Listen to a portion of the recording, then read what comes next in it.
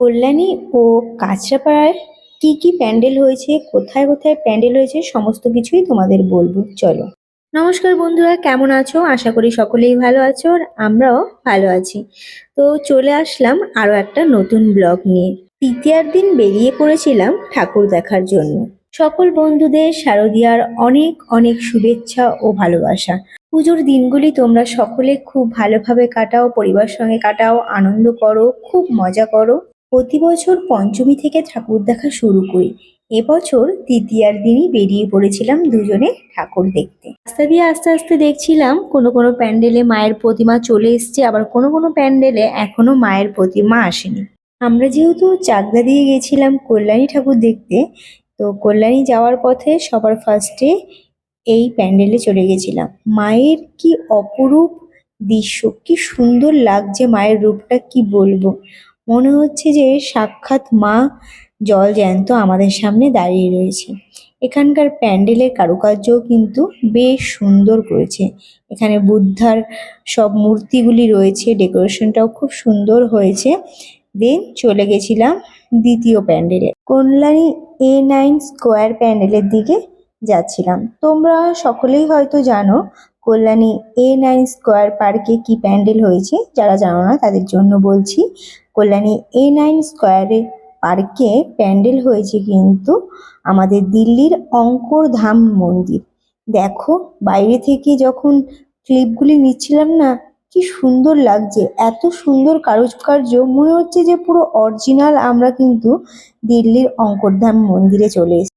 প্রতি বছরের মতো এবছরও কল্যাণী A9 স্কোয়ার পার্কে বেশ সুন্দর প্যান্ডেল হয়েছে। চলো ভেতর দিকে যাওয়া যাক। দেখো, তৃতীয়ার দিন গেছি আমরা, কত ভিড়, চারিদিকে শুধু লোক লোক। সবাই কিন্তু এইভাবেই এসছে যে প্রথম প্রথম যাই, ভিড়টা কম হবে। কিন্তু যাই হোক, বাঙালির পুজো বলে কথা, প্রথম দিন থেকেই কিন্তু ভিড় শুরু। ভেতর দিকে গিয়ে শুধু মানুষ আর ফোন, আর কিছু দেখতে পাচ্ছি না। মায়ের মূর্তিও মনে হয় ঢেকে যাচ্ছে মানুষের ভিড়ে। তারপরে গিয়ে মায়ের মূর্তি দর্শন করলাম। আর ওপরের যে কারুকার্য এত নিখুঁত, এত সুন্দর, কি বলবো বন্ধুরা, দেখলে মনে হয় দেখতেই থাকি। তারপরে আমরা চলে গেছিলাম আরেকটা মন্দিরে। এটা হলো মানে ITI যাওয়ার আগে। এখানে হলো পুরো কনসেপ্টটা কিন্তু জাহাজ করেছে, নৌকা মতো। যেহেতু মায়ের এবছর আগমন নৌকায়, সেই কনসেপ্টটাই কিন্তু তারা কাজে লাগিয়েছে। মায়ের প্রতিমা কিন্তু বেশ সুন্দর হয়েছে। এরপর আমরা চলে গেছিলাম কল্যাণীর ITR ঠাকুর দেখার জন্য। ITR ঠাকুরের ভিড় হবে না এটা তো আর ভাবা যায় না। অনেক দূর থেকে কিন্তু আমাদের লাইনে দাঁড়াতে হয়েছিল। ঠাকুর দেখতে আসলে হাঁটতে তো হবেই, কেননা এখন যা ঠাকুর দেখার ভিড়, সেখানে না হেঁটে উপায় নেই। আর অনেক দূর থেকেই কিন্তু নো এন্ট্রি করে দেয়, হাঁটা ছাড়া কোনো উপায় নেই। তো আমরাও হাঁটতে হাঁটতে চলে আসলাম কল্যাণীর ITR মোড়ের। কল্যাণীর ITR মোড়ের প্যান্ডেল তো মানে একটা জাঁকজমক থাকবেই। প্রতি বছর যেরকম নতুন নতুন কনসেপ্ট এখানে দেখা যায়, এবছরও তার অন্যথা হয়নি। তো সকলেই হয়তো জানো যে কল্যাণী ITR লুমিনাস ক্লাবে এবছর করা হয়েছে ব্যাংককের বৌদ্ধ মন্দির। তো অলরেডি সকলেই জানো, তবুও আমি তোমাদের সঙ্গে শেয়ার করলাম। দেখো বন্ধুরা, ভিড়টা শুধু দেখো। কল্যাণীর ITR মোড়ের উদ্বোধন তো মহালয়ার থেকে হয়ে গেছে, সকলেই জানো। তো ভিড় হবে এটা জানা কথা, আর প্যান্ডেলে আসবো ভিড় হবে না এটাও ভালো লাগে না। প্যান্ডেলে ভিড়ভাট্টা থাকলেই তো ভালো লাগে। তো আমরা এখানে দাঁড়িয়েছিলাম, তো বেশিক্ষণ দাঁড়াতে দিচ্ছে না, ছবিতেও তুলতে দিচ্ছে না। তার মধ্যেও যেটুকুনি পারছিলাম তোমাদের সঙ্গে শেয়ার করছিলাম। আমি বলছি দেখো দেখো কত সুন্দর কাজ। এবছর কিন্তু এখানে পুরো কাজটা কিন্তু শামুক দিয়ে করেছে। শামুক দিয়ে এত সুন্দর নিখুঁত কাজ, কি বলবো, খুব সুন্দর হয়েছে। তোমরা যারা মানে রয়েছো, সবাইকে বলবো কল্যাণীর ITR মোড়ের প্যান্ডেলটা কিন্তু অবশ্যই দেখে এসো। সকলে ভিড়ের মধ্যে হাঁটছে আর সবাই সবার ফোনে ভিডিও ফটো তুলছে। মানে এত সুন্দর প্রতিমা দর্শন করব, সেটা ক্যামেরা বন্ধ করব না, এটা তো হতে পারে না। তো আমরা যেটুকুনি সময় কাটিয়েছিলাম, যতটুকু পেরেছি তোমাদের সঙ্গে শেয়ার করার চেষ্টা করেছি। তো এখানে দেখো মায়ের প্রতিমা কত সুন্দর, আর এদিকে কাজগুলো দেখো, পুরো কিন্তু শামুক দিয়ে করা। এখানে ছবি টবি সবকিছু। আর মাকে কিন্তু 70 কেজির গয়নাও পরানো ছিল। আইটিআর পেছন দিকটায় কিন্তু প্রচুর ভিড়ভাট্টা হয়, সেখানে যত দোকানপাট মেলা সব কিছু এখানে। তো আমরাও অনেকক্ষণ বেরিয়েছি, তারপরে বললাম যে চলো কিছু খাওয়া যাক। তা ও বলছে ঠিক আছে চলো, তো এগরোলই নিলাম। তো আমি ওকে বলছিলাম যে এগরোলটা কেমন টেস্ট। ও আমাকে একটা খুব সুন্দর কথা বলেছে যে এগরোলের টেস্টটা যেমন হয় সেরকমই, কিন্তু এর চেয়ে আর বেশি কিছু না। এই ঝাউ গাছের লাইটিংটা আমার খুব সুন্দর লেগেছে, সবুজ রংটা যেন আরো সুন্দর ফুটে উঠেছে। কল্যাণী আইটিআই থেকে বেরিয়েই এখানে প্যান্ডেলটা হয়, প্রতিবার যাই জামতলার, কিন্তু ঠাকুর আসেনি বলে আর ভেতরে যাওয়া গেল না। তারপর আমরা সোজা চলে গেছিলাম কাঁচরাপাড়া। কাঁচরাপাড়ার নবরঙ্গপুর মাঠেও, সেখানেও মানে ভেতর দিকটায় যাওয়া হয়নি প্যান্ডেলে।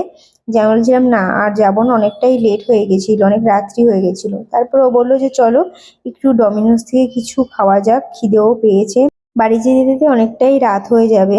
তো বাড়ি যেতে যেতে লেটও হয়ে যাবে, তাই বলছে খিদে পেয়েছে কিছু একটু খেয়ে নি। তো ডমিনোসে এসে পিৎজা খাওয়াটাই হয়, তো পিৎজাই অর্ডার করলাম, তো দুজনে মিলে খেয়ে নিলাম। আমি বললাম যে পিৎজা খেয়েই তো পুরো পেট ভরে গেল, বাড়ি গিয়ে আর কিছু খেতে হবে না। ও বলছে হ্যাঁ ঠিক আছে চলো খেয়ে তো নি, দেন দেখা যাবে। তো ওখান থেকে খাওয়া দাওয়া করে আমরা বেরিয়ে পড়লাম নেক্সট প্যান্ডেলে। কাঁচরাপাড়ার রথতলার প্যান্ডেলে চলে গেছিলাম, সেখানে কিন্তু করা হয়েছিল প্রেম মন্দির। তো প্রেম মন্দির মনে হচ্ছে কি বলবো, সামনে থেকে দেখে মনে হচ্ছে যে সত্যিই আমরা চলে এসেছি প্রেম মন্দিরে, বৃন্দাবন চলে এসেছি। তো এখানে রাধাকৃষ্ণের মূর্তিও রয়েছে, এত সুন্দর লাগছিল কি বলবো, সত্যি খুব সুন্দর হয়েছিল। তোমাদের সকলকে বলবো কিন্তু কাঁচরাপাড়ার রথতলার প্যান্ডেলটা কিন্তু দেখে এসো, দারুণ হয়েছে, দারুণ করেছে। ভেতর দিকে আমরা যাচ্ছিলাম, আমরা তো জানি যে ভেতর দিকটা কতটা ভিড় হবে, প্রচুর ভিড় হয়েছে। তৃতীয়ার দিন গিয়ে এতটা ভিড় ভাবতে পারিনি, ভেবেছিলাম যে এতটা ভিড় হবে না। সবাই বললাম না একই কথা বারবার। তারপর এক এক করে চলে যাচ্ছিলাম ভেতর দিকে, চারিদিকে শুধু ফোন, ছবি, আর কিছুই না। আর ভিড়ে এত ভিড় ঠিক করে দাঁড়ানোও যাচ্ছিল না। এখানের ওপরের কাজটাও কিন্তু খুব সুন্দর হয়েছে, আর মায়ের প্রতিমাও কিন্তু খুব সুন্দর করেছে, দারুণ করেছে, বেশ ভালো লেগেছে। রথতলা দিয়ে ঠাকুর দেখে বেরোনোর পথেই কুলফি বিক্রি হচ্ছিল। তো উনি বলছে যে দিদিভাই নিন কুলফি। এবার কুলফিটা সত্যিই আমার খুব পছন্দের, তারপর নিয়ে নিলাম। আমি বললাম বেশ ভালো লাগছে। তারপরে চলে গেছিলাম আমরা কাঁচরাপাড়ার ত্রিপর্ণতে, এখানে করেছিল গুহা। তো আমি তো গুটি গুটি পায়ে গুহার ভিতরে ঢুকে যাচ্ছিলাম যে চলো গুহার ভেতরটায় কি আছে। গুহার ভেতরে কিন্তু সামনে একটা রাক্ষস মতো দেওয়া, আর পুরো সাপ।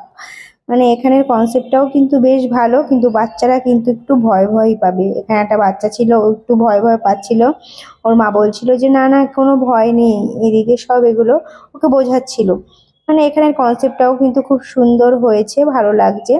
সেখান থেকে বেরিয়ে আমরা এবার যাব মায়ের প্রতিমা দর্শন করার জন্য। সামনে গুহার ভেতরে এরকম কনসেপ্ট, একদম ভেতর দিকে গিয়ে মায়ের প্রতিমা।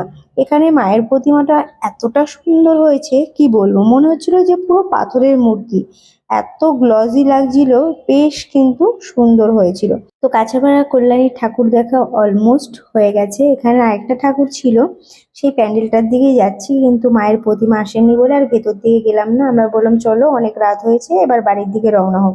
তো বন্ধুরা আমার ব্লগটা আমি এখানেই শেষ করলাম, কেমন লাগলো অবশ্যই জানিও, আর এইভাবেই পাশে থেকেও ভালোবাসা দিও, টাটা।